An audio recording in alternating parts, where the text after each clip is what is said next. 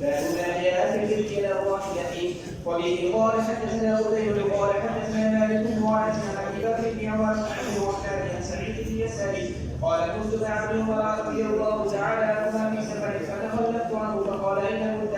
فقلت اولدت فقال اليس لك في رسول الله صلى الله عليه وسلم اسوة حسنة رايت رسول الله صلى الله عليه وسلم يجر على راحلته وفي الباب عن ابن عباس رضي الله عنهما قال ابو عيسى حديث ابن عمر رضي الله عنهما حديث حسن صحيح وقد زاد بعض اهل العلم من اصحاب النبي صلى الله عليه وسلم وغيره الى هذا ورأوا أن يؤجر الرجل على راحلته وبه يقول الشافعي وأحمد وإسحاق وقال بعض أهل العلم لا يؤجر الرجل على راحلته فإذا أراد أن يؤجر نزل فأوتر على الأرض وهو قول بعض أهل الكوفة.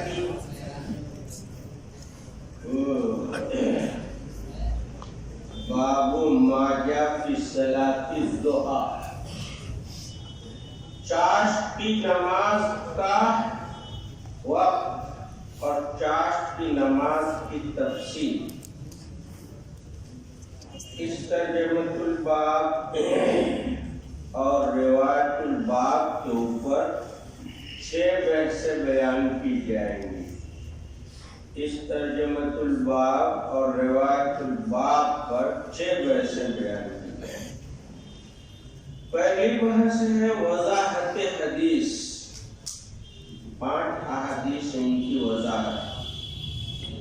دوسری بحث ہے ضحیٰ کی تعریف. تیسری بحث ہے صلاۃ الضحیٰ کے متعلق اختلاف روایات. چوتھی بحث ہے اختلاف روایات کی توجیحات. 5ویں بحث ہے صلاۃ الضحیٰ کے سلسلے میں فقہا کے مذاہب. اور 6ٹھی بحث ہے صلاۃ الاشراق کی تحقیق. پہلی بحث وضاحت حدیث. حضرت انس بن مالک رضی اللہ تعالی عنہ سے روایت ہے قال قال رسول اللہ صلی اللہ علیہ وسلم من صلى الضحى 12 ركعة بنى الله له قصرا في الجنة من ذهب. کیا کہہ رہے ہیں؟ حضرت انس بن مالک رضی اللہ تعالیٰ عنہ روایت کرتے ہیں کہ حضور صلی اللہ علیہ وسلم نے ارشاد فرمایا کہ جس شخص نے چاشت کی 12 رکعت پڑھی، جو شخص چاشت کی جس نے 12 رکعت پڑھی، اللہ تعالیٰ اس کے لیے جنت میں عمدہ گھر سونے کا بنائے. اللہ تعالیٰ اس کے لیے جنت میں بہترین سونے کا گھر بنائیں گے، مال بنائیں گے. دوسری روایت ہے حضرت عبد الرحمن بن ابی لیلہ سے کہا مجھے جو ہے خبر دی کسی نے نہیں مگر یہ کہ انہوں نے حضور صلی اللہ علیہ وسلم کو چاشت کی نماز پڑھتے ہوئے دیکھا.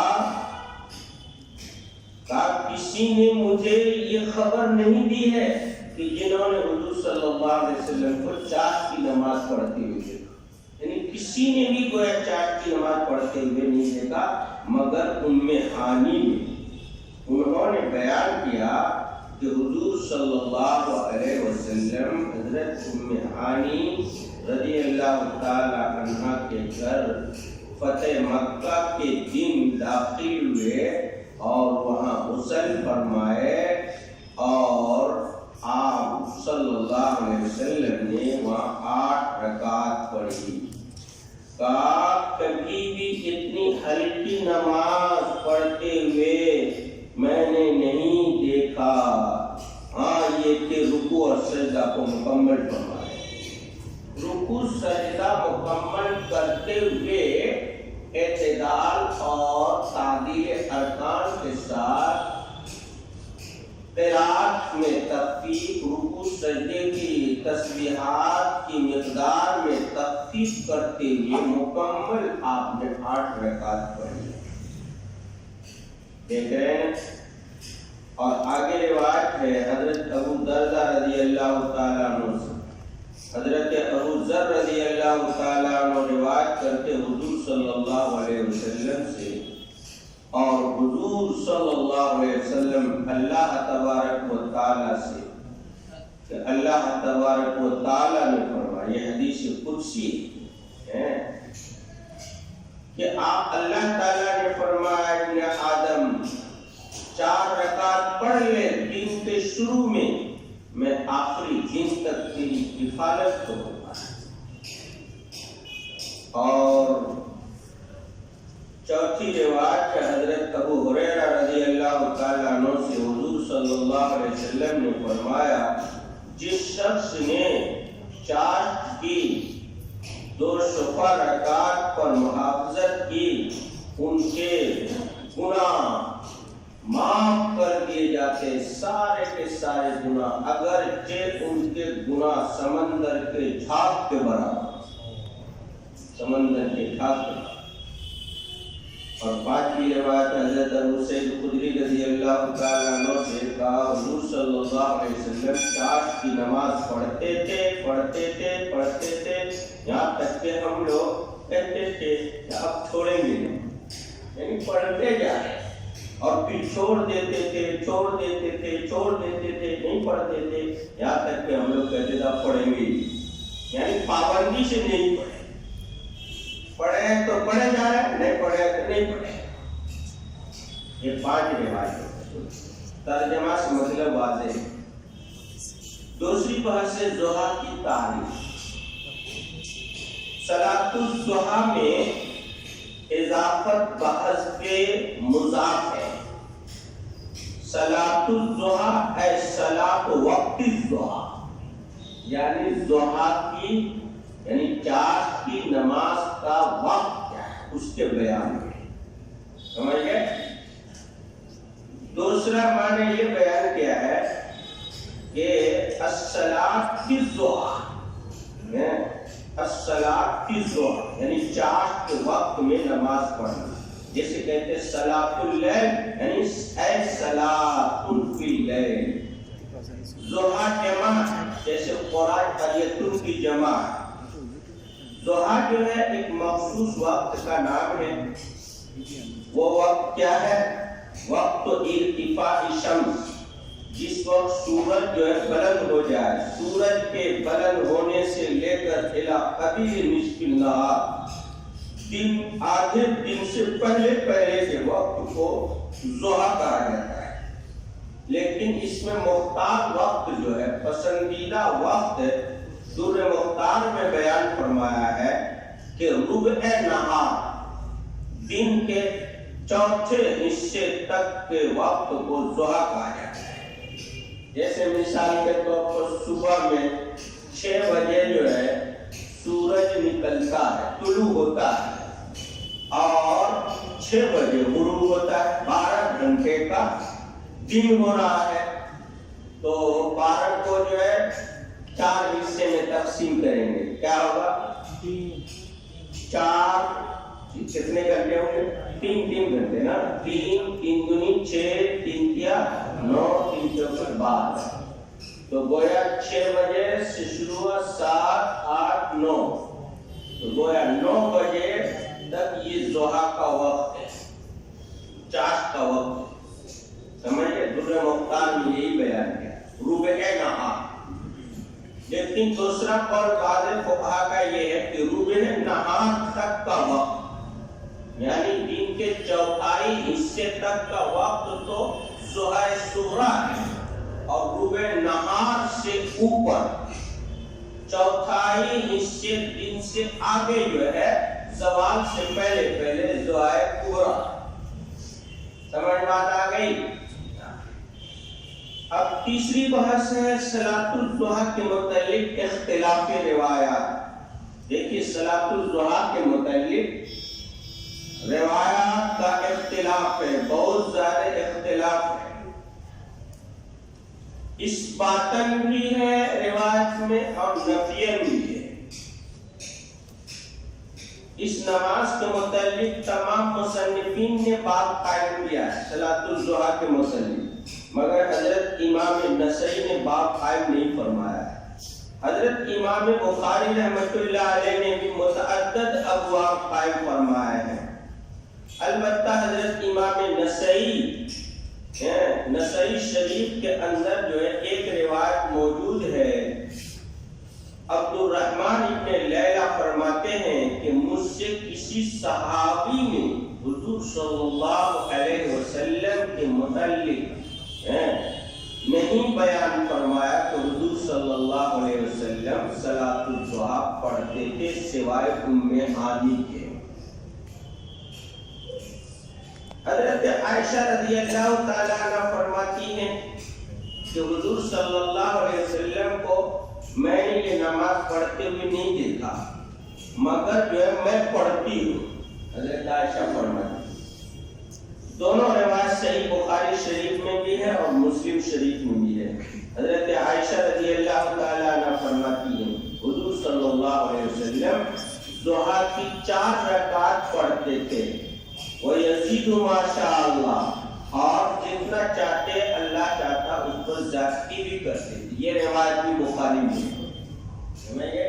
پہلی روایت تو حضرت عائشہ کی آئی کہ ہم نے پڑھتے ہوئے تو نہیں دیکھا لیکن میں پڑھتی ہوں، اور دوسری روایت کیا آ رہی ہے کہ حضور صلی اللہ علیہ وسلم 4 رکعت پڑھتے تھے اور کبھی اللہ چاہتے تھے تو زیادہ بھی پڑھتے تھے۔ اسی طریقے سے ابو داؤد شریف میں حضرت عائشہ رضی اللہ تعالی عنہ سے روایت ہے، حضرت عائشہ رضی اللہ تعالی عنہ سے سوال کیا گیا کہ حضور صلی اللہ علیہ وسلم ضحیٰ کی نماز پڑھتے تھے یا نہیں، تو حضرت عائشہ رضی اللہ تعالی عنہ نے فرمایا لا الا ان یجیء من مغیبہ، حضور صلی اللہ علیہ وسلم تو نہیں پڑھتے تھے، ہم اگر سفر سے جب واپس آتے تھے تو مسجد میں آ کر کے چاشت کی نماز پڑھتے تھے۔ یہ روایت کا اختلاف ہوا، بعض روایت سے تو معلوم ہوتا ہے کہ نہیں پڑھتے تھے، بعض روایت سے معلوم ہوتا ہے کہ پڑھتے تھے۔ اس کی جو ہے تھوڑی نشاندہی میں نے کر دی۔ اب میں نے چوتھی بحث قائم کی ہے کہ اختلافی روایات کی توجیحات ہے۔ علماء نے مختلف توجیحات کی ہیں۔ ایک تو اس بات والی روایت ہے جس میں آپ صلی اللہ علیہ وسلم سے چاشت کی نماز کا پڑھنا ثابت ہو رہا ہے۔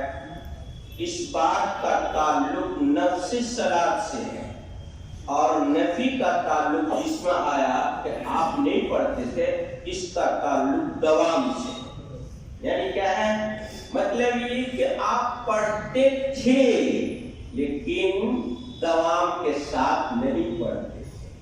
تو جس روایت میں آپ پڑھتے تھے کبھی کبھار پڑھتے، جس میں آیا کہ نہیں پڑھتے تھے مطلب یہ ہے کہ ہمیشہ نہیں پڑھتے۔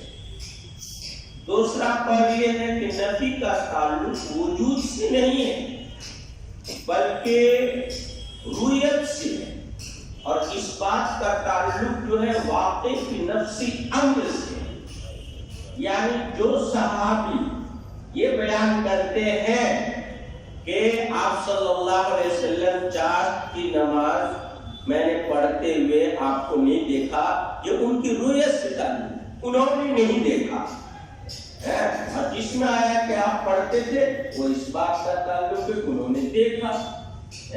جنہوں نے نہیں دیکھا انہوں نے نفی بیان کر دیا، اور جنہوں نے دیکھا انہوں نے کہا کہ ہم پڑھتے تھے، پڑھنا ثابت ہے۔ تیسری توجیہ یہ بیان کی گئی ہے کہ نفی کا تعلق جو ہے اظہار سے، یعنی علی وجہ الشہرت والاعلان، نہیں پڑھتے تھے آپ صلی اللہ علیہ وسلم، اعلانیہ لوگوں کو دکھا کر کے نہیں پڑھتے تھے، اور لیکن چھپ کے پڑھتے تھے۔ تو نفی کا تعلق جو ہوا وہ عدم اعلانیہ، عدم شہرت سے ہے، اور اس بات کا تعلق فی نفسی بھی آپ پڑھتے تھے۔ بات سمجھ میں آ گئی؟ چوتھی توجیہ علامہ خطابی نے کی ہے کہ صلاۃ الضحیٰ کا ثبوت حضور صلی اللہ علیہ وسلم سے تواتراً ثابت ہے. اس کا انکار جیسا کہ بعض علماء سے منقول ہے، انہوں نے انکار کیا کہ صلاۃ الضحیٰ نہیں ہے، درست نہیں ہے. نبی کی روایت معول ہے، اس کی تعبیر کی گئی ہے.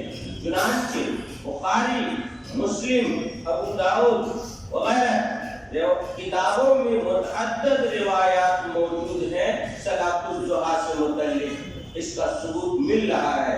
حافظ ابن حجر اسقلانی فرماتے ہیں کہ امام حاکم نے صلاۃ الضحیٰ کی جو متعدد روایت جمع کی ہے، اس کو ایک جز میں جمع کیا جا سکتا ہے، یعنی ایک رسالہ میں، ایک کتاب میں جمع کیا جا سکتا ہے.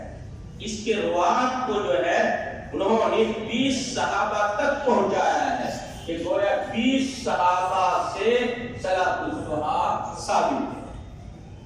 سمجھ بات آ گئی؟ اب 5ویں بحث ہے صلاۃ الضحیٰ. یہ تو روایت کے سلسلے میں بات ہوئی، روایت میں اختلاف ہے، بعض میں اثبات ہے، بعض میں نفی ہے، اور ہم نے اس کی توضیحات کر دی کہ نفی کا تعلق کس سے ہے اور اس بات کا تعلق کس سے ہے. لیکن فقہاء ائمہ مجتہدین نے صلاۃ الضحیٰ کو کیا حیثیت دیا ہے، اس کا حکم کیا شرعی اعتبار سے، پڑھنے کا کیا حکم ہے، فقہاء کے یہاں یہ نماز کیسی ہے.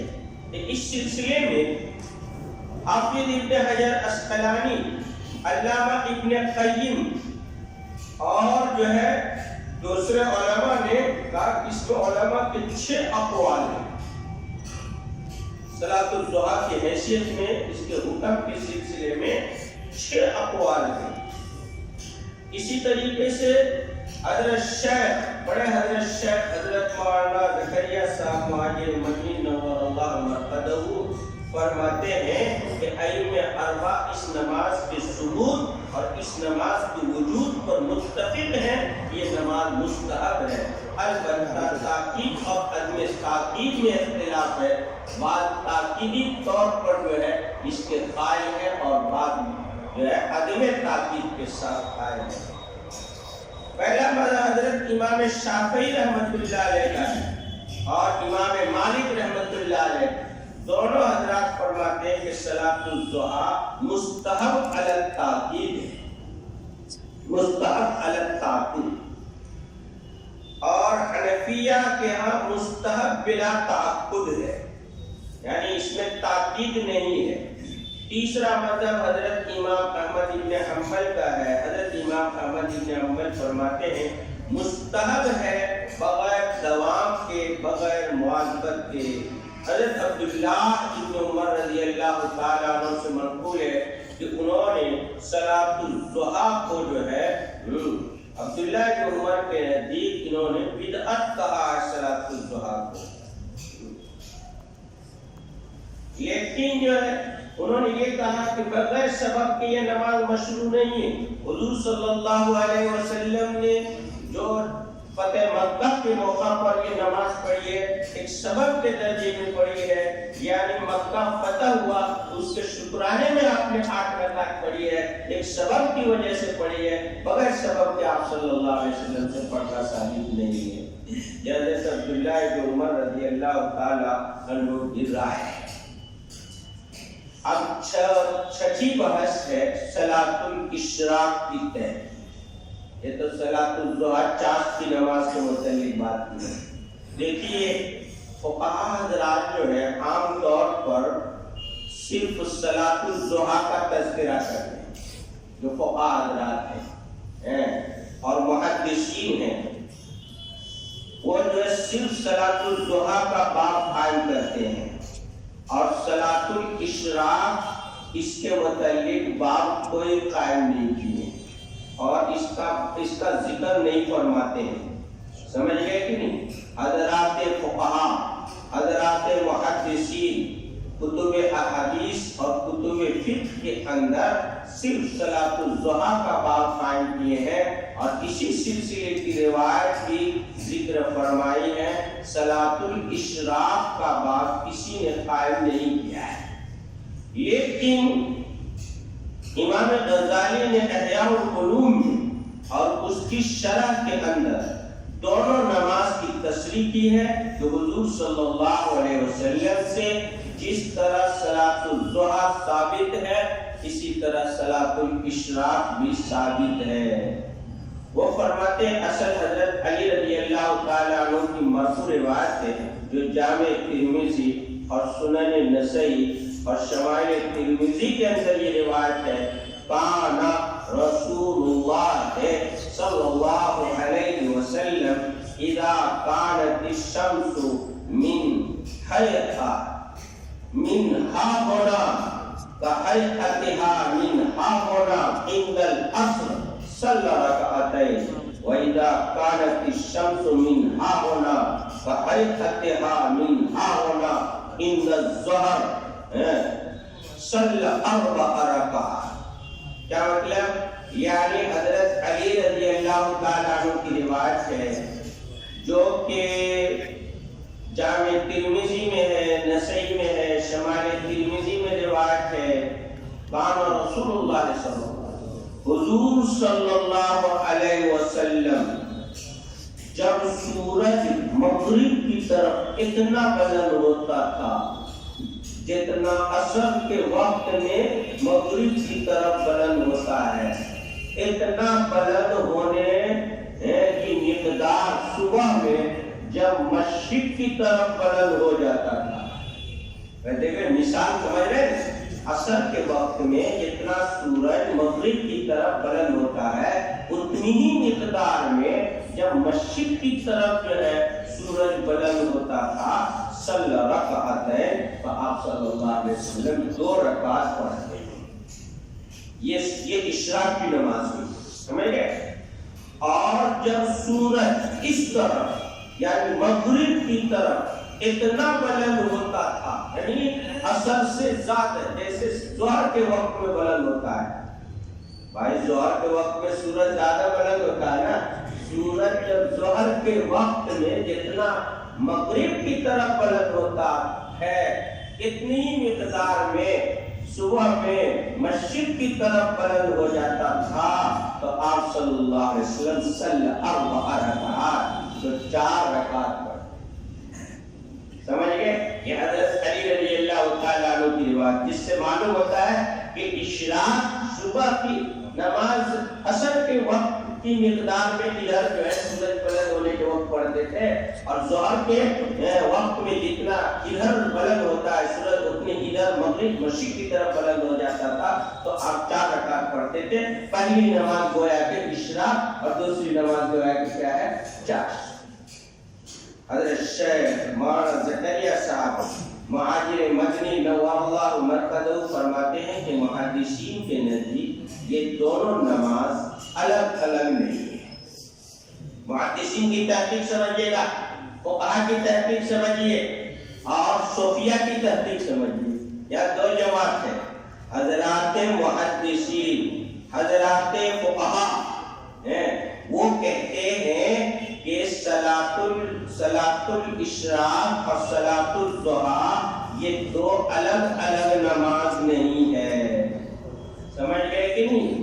اور حضرات صوفیہ کے ہاں یہ دونوں الگ الگ نماز ہے، دونوں الگ الگ نماز ہے۔ چنانچہ لمعات التلقین حضرت شیخ عبدالحق محدث دہلوی نے فرمایا یہ دونوں نمازیں متعارف ہیں بوقت ارتفاع شمس بقدر الرمح والرمحین، یعنی ایک نیزہ اور 2 نیزے کے بقدر جب سورج بلند ہوتا ہے تو جس کو صلاۃ الاشراق کہتے ہیں وہ پڑھا کرتے تھے، اور دوسری نماز جو ہے غروب نہار پر پڑھتے تھے جس کو صلاۃ الضحیٰ کہتے ہیں۔ کہتے اکثر روایات دونوں پر جو ہے صلاۃ الضحیٰ کا اطلاق کیا گیا ہے، پہلی نماز کو بھی صلاۃ الضحیٰ کہا اور دوسری نماز کو بھی صلاۃ الضحیٰ کہا گیا، لیکن بعض حضرات نے کہا صلاۃ الاشراق کا بھی اطلاق اس کے اوپر کیا گیا ہے۔ علامہ سیوطی نے جمع الجوامع میں طبرانی کے حوالے سے ذکر فرمایا ہے۔ شیخ متقی برہان پوری نے بھی اسی طرح نقل کیا ہے کہ صلاۃ الاشراق کا باب جو لگتے ہیں کہ باندھا گیا ہے، اور اس کے سلسلے میں جو ہے انہوں نے تحقیقات بھی پیش کی ہے کہ صلاۃ الضحیٰ الگ نماز ہے اور صلاۃ الاشراق الگ نماز۔ یہ صوفیہ حضرات کی خلاصہ یہ ہے کہ حضرات فقہا، حضرات محدثین کہتے ہیں کہ نہیں، صلاۃ الضحیٰ صلاۃ الاشراق کی کوئی الگ الگ نماز نہیں ہے۔ کبھی آپ صلی اللہ علیہ وسلم اسی نماز کو دن کے شروع میں پڑھ لیتے تھے، اور کبھی کسی مشغولیت کی وجہ سے اب تھوڑا ٹال کر کے دیر سے پڑھتے تھے۔ وہی نماز کبھی شروع میں پڑھنا ہے، وہی نماز کبھی دیر سے پڑھنا ہے، نماز ایک ہی ہے، وہ صلاۃ الضحیٰ ہے، صلاۃ الاشراق نہیں، الگ الگ نہیں ہے۔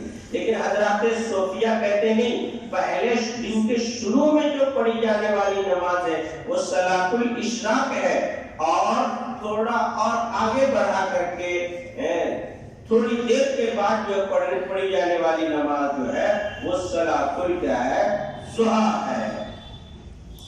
معلوم ہوا شیخ علی متقی برہان پوری اور شیخ عبدالحق محدث دہلوی اور امام غزالی نے اپنی کتاب احیاء العلوم میں دونوں نمازوں کو الگ الگ شمار کیا ہے، اور صوفیہ کی جماعت بھی اسی کے قائل ہے۔ ہمارے اکابر صوفیہ خصوصاً اکابر دیوبند جو محدثین بھی ہیں، فقہا بھی ہیں اور صوفیہ بھی ہیں، یہ سب کچھ کا مجموعہ ہے یہ حضرات۔ ان حضرات نے ہم لوگوں کو، ہم مریدین کو دونوں نماز کی تلقین کی۔ ہمارے حضرت شیخ سے بڑھ کر کون اس زمانے میں محدث ہوگا، لیکن ہمارے حضرت شیخ جونپوری رحمت اللہ علیہ جو ہے وہ پڑھا کرتے تھے اشراق کی نماز بھی اور چاند کی نماز بھی، اور ہمیں بھی انہوں نے تلقین کی ہے اشراق کی نماز پڑھنے کے لیے بھی اور چاند کی نماز پڑھنے کے لیے۔ پڑھنے میں کوئی حرج کی بات نہیں ہے، ہمیں پڑھنا چاہیے، لیکن چاند کی نماز پر مداومت نہیں ہے تو مداومت نہ کیا جائے۔ سمجھ بات آ رہی؟ لیکن حضور صلی اللہ علیہ وسلم نے ایک چیز پر مداومت نہیں کی، کیوں نہیں کی؟ مصلحت ہے آپ کے سامنے کہ آپ صلی اللہ علیہ وسلم مداومت فرماتے تو امت پر وہ چیز واجب یا فرض ہو جاتی، اور ہم آ رہے اور آپ کو مداومت کرنے سے کچھ بھی نہیں ہونے والا ہے، اس لیے ہمیں تو استقامت کے ساتھ ہی پڑھنا چاہیے۔ چلیے بسم اللہ۔